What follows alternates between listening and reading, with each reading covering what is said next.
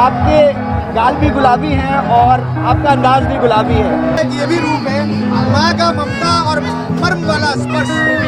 मैं जिस दशक में पढ़ी हुई हूँ उस समय ये छक्का, मामू, किन्नर इस तरह वर्ड नहीं यूज हुआ करते थे। यह समाज क्या कहेगा, सबसे बड़ी चीज़ है समाज क्या कहेगा कि मेरे माँ बाप के, मेरे भाई बहन की शादी के पीछे क्या है। तो अपनी इच्छाओं को दबा करके जिंदगी जीता है, दोहरी जिंदगी जीता है। आई एम वेरी इंस्पायर्ड फ्रॉम। समाज कभी आपको खाने को नहीं देगा। आपकी औलाद है, आपने 9 महीने पेट में रख के 36 नसों का दूध पिलाकर आपने उसको बड़ा किया है, वो आप ही का अंश है, उसको परवरिश करिए।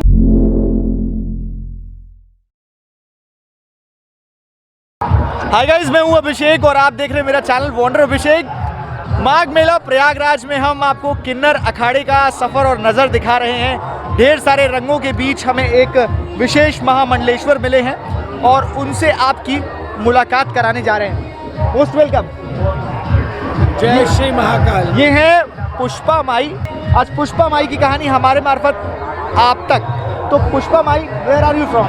मैं राजस्थान, जयपुर पिंक सिटी से हूँ और मैं किन्नर अखाड़े की राजस्थान की महामंडलेश्वर हूँ। अच्छा, आपका शहर भी गुलाबी है, आपके गाल भी गुलाबी हैं और आपका अंदाज भी गुलाबी है। बहुत खूब। आपको कितना समय हो गया है इस कम्युनिटी में?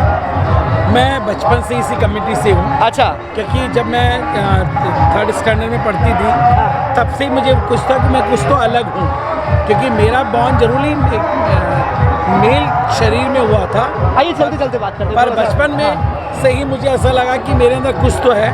और मैं 3rd स्टैंडर्ड स्कूल से ही कि फेमिनिन एक्टिविटीज़ करती थी। अच्छा। तब मैं जिस दशक में पढ़ी हुई हूँ उस समय ये छक्का, मामू, किन्नर इस तरह वर्ड नहीं यूज़ हुआ करते थे।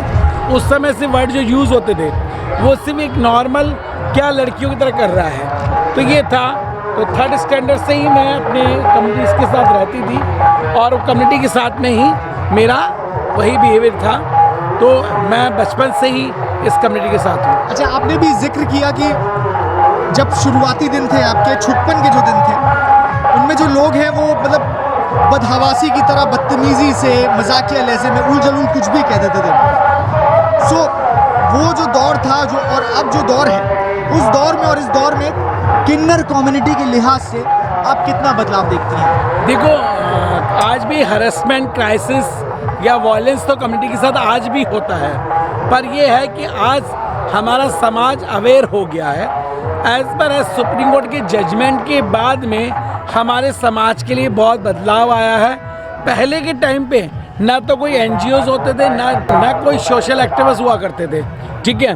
तो पहले के टाइम पे ऐसा कुछ नहीं हुआ करता था। पर हाँ, आज ज़माना बदल चुका है, लोग अवेयर हो चुके हैं, लोग अपने राइट्स के पीछे जानने लगे हैं। तो वो हरेसमेंट, क्राइसिस चीज़ें हो नहीं पाती हैं, पर अभी भी होती हैं, पर लोग अवेयर होकर अपनी आवाज़ उठाते हैं। मुझे आपका लुक भी बहुत अच्छा लग रहा है देखने में, और से पता भी लग रहा है। ये आपने शिवलिंग पहन शिव महाकाल है मेरे। ये महाकाल मेरे है जो इष्ट आराध्य हैं। अच्छा। ये मेरे महाकाल प्रभु हैं, जिनको मैंने अपने गले में धारण किया हुआ है। जो नए लोग हैं इस कम्युनिटी में आ रहे हैं या आने से डर रहे हैं, छुपा रहे, बहुत सारे ऐसे अब तो चीज़ें मेट्रो सिटीज़ में थोड़ा सा खुल रही हैं, लोग ओपन हो रहे आ रहे हैं, लेकिन छोटे शहरों में मैं देखता हूँ चीज़ें हैं लेकिन वो लोग ओपन नहीं हो पाते समाज के डर से। तो ऐसे नए बच्चों को आपका मैसेज क्या रहेगा? देखो, नए बच्चों का मैसेज, पहले देखो सबसे बड़ा हिडन, उनको कहीं ना कहीं डर है कि मेरी लैंगिकता का कहीं ओपन होते मेरे पेरेंट्स को खोना पड़ेगा, जो मेरे स्टेट फ्रेंड्स हैं उनको खोना पड़ेगा,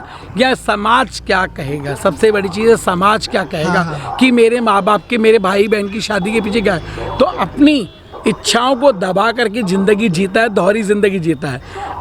हमारी कम्युनिटी के साथ तो खुश रहता है, घर जाके वही उसको एक मेल बन करके या फीमेल बन करके रहना पड़ता है, तो घुट करके जी रहा है, ठीक है। पर मेट्रो सिटी के अंदर बहुत सारे NGOs चले हैं वो, जिसकी वजह से वो ओपन हो चुके हैं। Awareness programme. मैं मेरे समाज के उन्हीं बच्चों को जिनके घर में, माँ बाप के घर में मेरे जैसा ही कोई बच्चा LGBTQI में कोई पैदा होता है, तो उन्हें अपनाइए, उनके ऊपर माँ बाप का साया रहना चाहिए। अगर आज समाज क्या कहेगा, समाज कभी आपको खाने को नहीं देगा। आपकी औलाद है, आपने 9 महीने पेट में रख के 36 नसों का दूध पिलाकर आपने उसको बड़ा किया है, वो आप ही का अंश है, उसको परवरिश करिए ताकि समाज में वो कुछ कर दिखाए। आज मैं अपना एग्जाम्पल देती हूँ, मेरे पास बहुत सारे एग्जाम्पल हैं। मेरी एक डॉटर है, वो बीटेक इंजीनियर है। मेरी एक डॉटर है जो पुलिस में कांस्टेबल है, वो इस तरह ट्रांसजेंडर। और मैं खुद पोस्ट ग्रेजुएट हूँ, पीजी हूँ। अच्छा। और मैं खुद एनजीओ चलाती हूँ। और मैं ये समझ गया हम भी कुछ कर दिखा सकते हैं। आप सिर्फ हमें मौका दीजिए, हम भी बहुत कुछ कर सकते हैं। भक्त आप लोगों के पास आते हैं तो आप लोग उनको सिक्के काट के देते हो, तो सिक्के काट के देने के या दबा के देने के पीछे का लॉजिक क्या है? ठीक है। हाँ किन्नरों को एक उपदेवता माना जाता है जी, जी, और जी। हमें लक्ष्मी का दूसरा रूप माना जी जी जी जाता जी है। जी जी। तो हमारे द्वारा दिया गया सिक्का एक बरकत के लिए होता है। तो हम अपने दांत से काटना, यानी हमारा जो खाना क्यों है, तो वो जजमान के जरिए हमारा कि पैसा जो है, हाँ। ये जजमान के लिए खाना हमने खाया है, या ये जो अन्न है वो उसका भंडारा बढ़ा रहा है। और हमारे ब्लेसिंग से वो सिक्का देते हैं, ताकि क्योंकि किन्नरों को कुबेर का दूसरा रूप भी कहा हुआ है, तो उनके खजाने में वो रखा हुआ सिक्का उनकी बरकत के लिए होता है। अच्छा, तो सिक्के का कॉन्सेप्ट ये है, वो लोग सिक्के देते हैं, आप सिक्का चबाते या काटते हैं और लेते हैं? काटते नहीं, will the touching touch for my teeth, काटते नहीं है, काटते नहीं। Will the touch my teeth and touching for my जो स्वाग, माई ब्लैक चूड़ियाँ। क्योंकि हम कृष्ण प्रिय हैं। अच्छा। मैंने वैजंती धारण करी हुई है। अच्छा, अच्छा। तो हम लोग श्रृंगार प्रिय हैं, तो श्रृंगार में सबसे बड़ा चूड़ियों का बड़ा महत्व होता है श्रृंगार में। जी, जी। तो टचिंग फॉर माई बैंगल्स हाँ। एंड टच माई टीथ, हम उसके बाद हम उस कम्युनिटी को देते हैं, ताकि वो समाज कम्युनिटी के जो लोग हैं, जो सोसाइटी के लोग हैं, वो हमारे सिक्के को एक बरकत के हिसाब से उन्हें लक्ष्मी के रूप में हम बोलते हैं, लाल कपड़े में बांध के आपका कहाँ जहाँ खजाना हो आप वहाँ रखो, आपको अन्न धन लक्ष्मी का भंडारा भरा रहेगा। 100 बात की एक बात यही है कि ये किसी से कम नहीं थे, ना है और ना रहेंगे। And I am very much inspired from her. Pushpa Mai के सफ़र और नज़र ऐसा था।